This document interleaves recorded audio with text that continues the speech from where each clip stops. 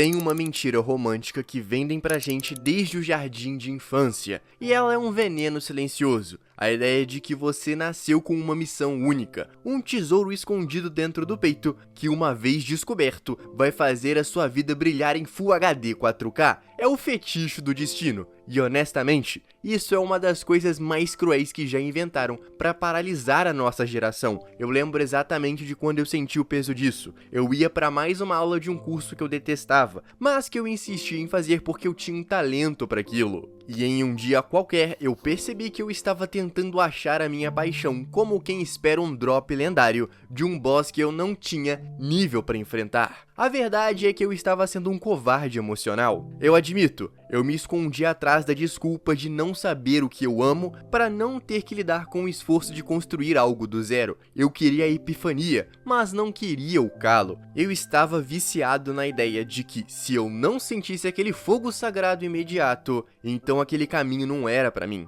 Que ridículo! Eu perdi 2 anos da minha vida tentando ser um talento prodígio em algo que me dava náuseas reais, só porque o algoritmo social dizia que aquele era o caminho do sucesso. Eu estava com o ego lá em cima, achando que era especial demais para aceitar a mediocridade do aprendizado, até que a realidade me deu um tapa que deixou marca. A gente cresce ouvindo que quem procura acha, mas na vida real, quem só procura acaba perdendo o ônibus. Existe um conceito na psicologia chamado paralisia da escolha, e ele ataca a gente com força total hoje em dia. Com tantas opções, tantos estilos de vida perfeitos no feed, a gente trava. A gente quer a escolha perfeita para não desperdiçar o tempo, mas o ato de não escolher já é o maior desperdício de todos. É como ficar parado no menu inicial do jogo, ouvindo a trilha sonora em loop enquanto a vida lá fora está acontecendo. Eu só comecei a sair desse looping mental por causa de um professor de filosofia que eu tive na época. O cara era uma figura, parecia que não dormia há 3 dias e tinha aquela aura de quem já tinha desistido de tentar parecer importante. Ele me viu naquele corredor, com cara de quem tinha acabado de ver um fantasma, e me disse uma frase que na hora eu não entendi.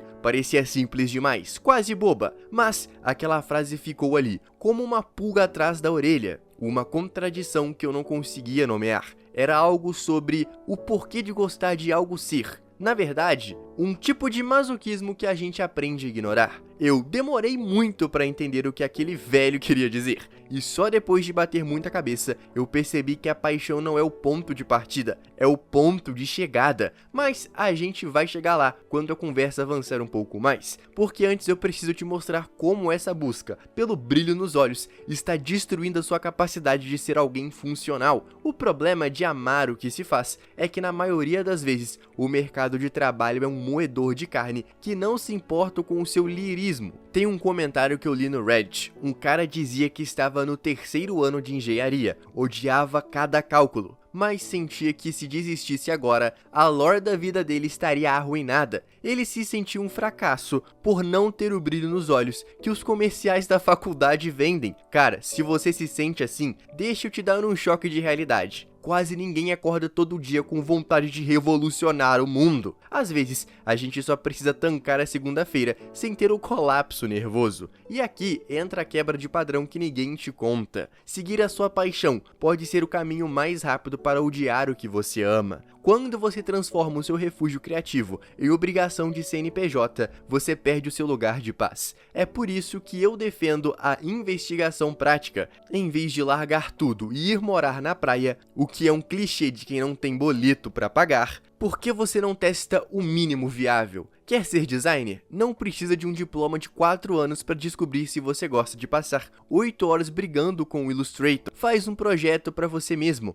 um hobby sem compromisso de ser monetizável. A proximidade com a ferramenta revela a verdade. É o cheiro de café requintado em copo de plástico às 10 da noite, enquanto você tenta resolver um problema técnico que diz se você aguenta o tranco, não a ideia romântica da profissão. Isso nos leva direto para Jean-Paul Sartre e o existencialismo. A ideia é simples e brutal. A existência precede a essência. Traduzindo do filosofês, você não nasce com um chip de mestre Cuca ou programador sênior instalado. Você é um espaço em branco. Você não descobre quem você é olhando para o próprio umbigo em um retiro espiritual. Você se constrói através do que faz. Se você quer ser algo, você precisa agir como tal até que aquilo se torne parte da sua pele. É como desenvolver um calo. No começo dói, incomoda, parece que não pertence ao seu corpo, mas depois de um tempo é aquele calo que te permite segurar a ferramenta com firmeza. A paixão não é um bônus de pré-venda que você recebe ao nascer. É um nível que você libera depois de muito grinding na vida real.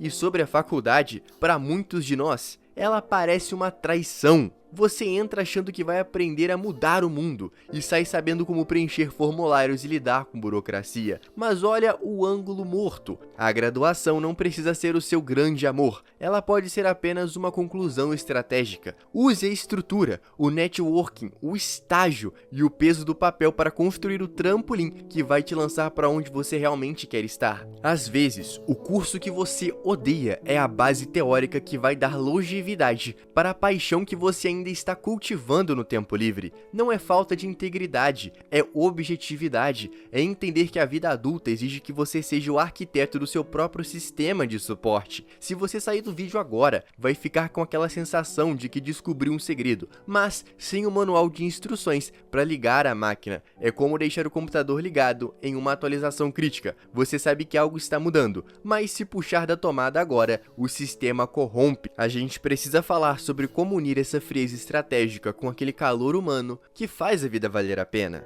Lembra daquela pulga atrás da orelha que eu mencionei? A frase daquele professor de filosofia que parecia que não dormia desde 2010? Pois é, o que ele me disse naquele corredor frio foi: gostar de algo é fácil. Qualquer um gosta de comer pizza ou ver série. A paixão de verdade é um masoquismo que a gente aprende a ignorar porque o resultado final tem mais valor do que o confronto do agora. Na hora, eu achei que ele estava só sendo cínico, mas hoje, quando eu fecho o notebook depois de um dia de trabalho que me esgotou, eu entendo. A gente foi ensinado que a paixão é um sentimento, uma onda de dopamina que te carrega sem esforço. Mentira! Paixão é o que sobra depois que o entusiasmo morre. É a disposição de encarar o grinding chato, as partes burocráticas, as falhas do código, só porque você respeita o que aquilo está construindo no seu caráter. É a diferença entre querer ser um escritor e querer escrever. Muita gente ama a ideia do título, mas odeia o peso da caneta. A gente vive soterrado por um ruído digital que diz que, se você não está vivendo um sonho cinematográfico todo santo dia, você está desperdiçando seu potencial. Isso cria uma ansiedade de performance que faz a gente olhar para nossa vida real, como o nosso café frio e nossas tarefas mundanas, e sentir que estamos falhando. Mas olhe ao redor. A vida de verdade acontece no silêncio do seu quarto, na textura do papel de um caderno, onde você finalmente rascunha algo em que acredita. Longe dos filtros do Instagram, ter a coragem de ser uma pessoa comum que faz algo com excelência e honestidade é muito mais corajoso do que fingir ser um gênio incompreendido na internet. E aqui vai um pensamento que pode doer. Se ninguém estivesse olhando, se o seu grupo de WhatsApp fosse deletado e o seu LinkedIn parasse de contar visualizações,